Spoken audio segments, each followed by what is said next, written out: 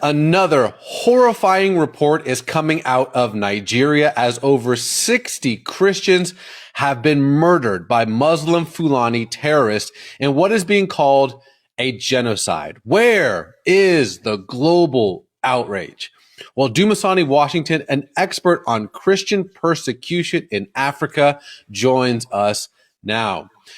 Dumasani, what can you tell us about this horrific event? Raj, this seems to be the latest in a string of events that goes back years. But the Fulani, as you said, the Fulani herdsmen, they're often called. They are a kind of a nomadic tribe. They are a herding tribe, predominantly Muslim, not all, but predominantly Muslim.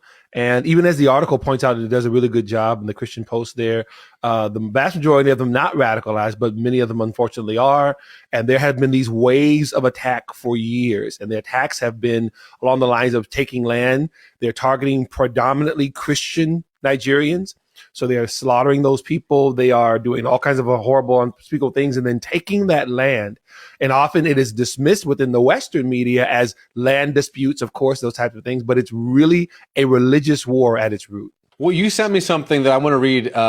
Quote, what happened to the Israelis on October 7th, 2023 is happening every week in Africa. Can you explain that? Well, it's amazing because that quote and in the long, that quote has been coming both from Africans and Israelis who are aware of their situations, right? So whether it's the Fulani in Nigeria, including the Boko Haram, some of you may remember Boko Haram Bring Back Our Girls, something like 11 years ago when they had abducted nearly 300 girls, Christian girls. That Boko Haram is, again, a jihadist terrorist organization.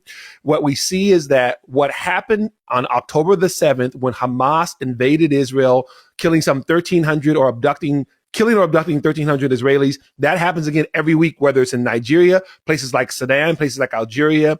Christians are under persecution today, Raj, like never before since the 2,000-year history of the church. And ground zero for many people is Nigeria.